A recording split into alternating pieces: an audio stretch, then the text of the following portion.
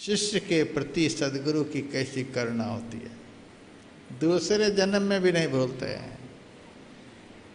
इसीलिए कहा जाता है पानी पियो छान के, गुरु करो जान के। लेकिन बहुत लोग उल्टी तरह से कहते हैं पानी पियो छान के, गुरु करो जान कर। लेकिन नहीं, जैसा तैसा नाले का पानी आप छान भी लेंगे तो क्या बदबू चली जाएगी। पानी पियो जान कर, पानी पीने के लायक है कि नहीं है। गुरु करो छान कर, सारी दुनिया छान डालने के बाद गुरु को धारण करना चाहिए। जैसे कुआं में जल होता है, लेकिन आपको प्यास लगी है तो प्यास कैसे बुझेगी। तो बाल्टी की आवश्यकता पड़ती है, रस्सी की आवश्यकता पड़ती है। रस्सी को बाल्टी में लगाकर बांधते हैं, फिर धीरे धीरे बाल्टी को नीचे छोड़ते हैं। रस्सी नीचे की तरफ जाती रहती है और आखिर में रस्सी की छोर को पकड़े रहते हैं। बाल्टी में पानी भर जाता है। यदि उस छोर को आप छोड़ दिए तो बाल्टी भी गई, रस्सी भी गई और आप प्यासे भी रह गए। और छोर को नहीं छोड़े तो उसी छोर के सहारे सारी रस्सी, बाल्टी, पानी सब प्राप्त हो जाता है, प्यास भी बुझ जाती है। तो जीवन के अंतिम छोर में भी यदि पहुँचे हुए सद्गुरु मिल जाएं, जिसके लिए मैंने जागृत और जिंदा शब्द का प्रयोग किया है। जीवन के अंतिम छोर में आप छानते रहो, सारी दुनिया घूमते रहो, एक दिन में पता नहीं चलेगा। सत्ययुग में सद्गुरु की पहचान आसान थी, त्रेता में पहचान कुछ कठिन हो गई, क्योंकि त्रेता में कालने में एक तनु सब जन्म लेने लग गए। द्वापर में और अधिक कठिन हो गया। कलयुग में परमात्मा को पहचानना तो आसान है, लेकिन सद्गुरु को पहचानना बहुत कठिन है। इसीलिए कलयुग में सद्गुरु को पहचानने के लिए बहुत छानबीन करने की ज़रूरत है। 10 दिन साथ में रहो, महीना दिन साथ में रहो, साल भर साथ में रहो, बहुत दिनों तक साथ में रहकर शास्त्रानुकूल सद्गुरु का आचार विचार व्यवहार का निरीक्षण परीक्षण करो।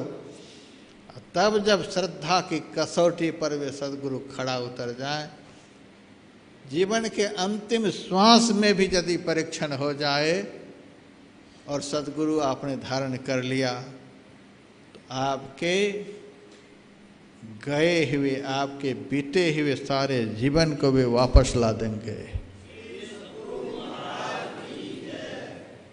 तो जीवन के अंतिम श्वास में भी सद्गुरु मिल जाए तो समझिए कि सौदा सस्ता में पट गया।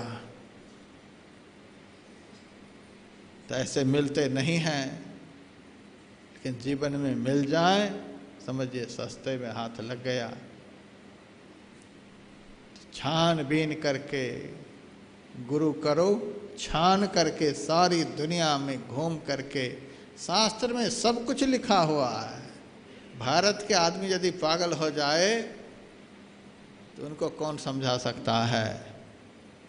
जिस भारतीय संस्कृति में वेद ऐसे ग्रंथ हैं, 18 पुराण हैं, स्मृतियां हैं, संहिताएं हैं, महाभारत, गीता, अनेकों धर्म ग्रंथ हैं। उन धर्म ग्रंथों में संत के लक्षण बताए गए हैं, उन धर्म ग्रंथों में सद्गुरुओं के लक्षण बताए गए हैं।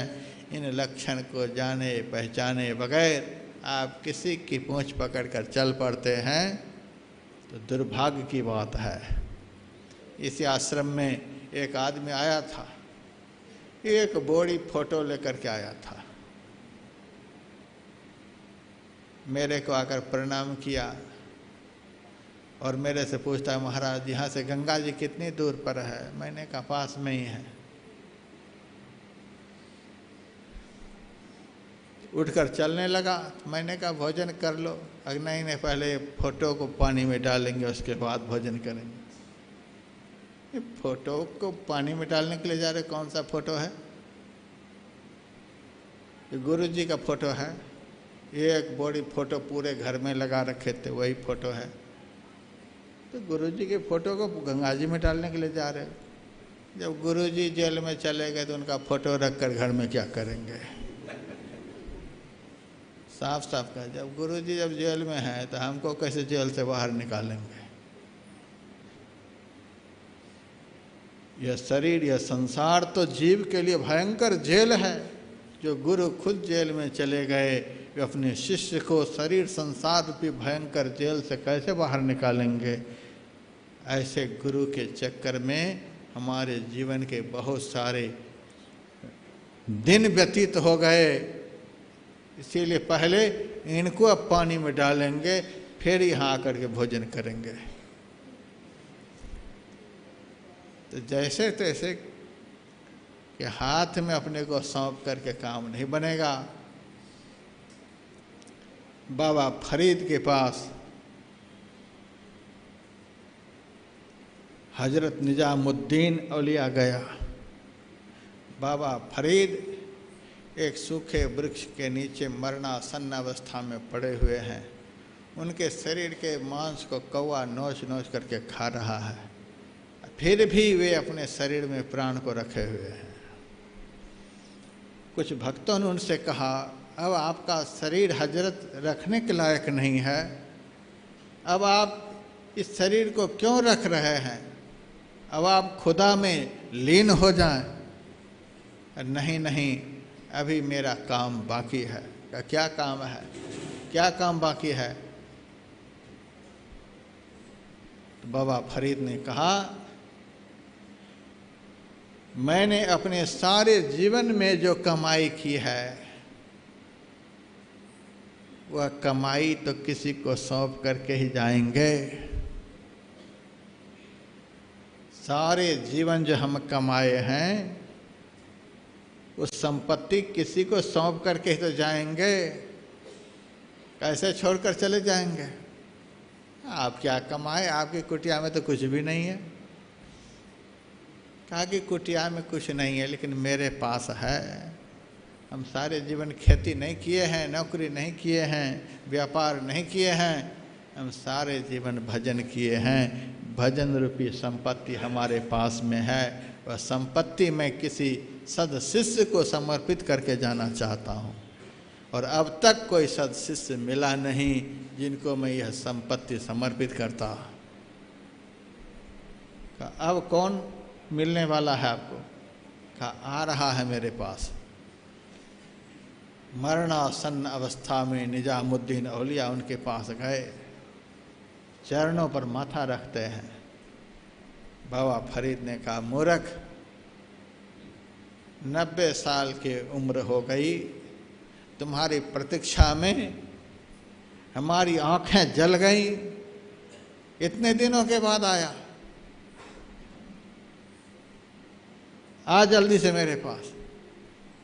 निजामुद्दीन औलिया को हृदय से लगाया और कहा, सारे जीवन जो मैंने संपत्ति जमा की है, ये ले संपत्ति, मैं जा रहा हूँ।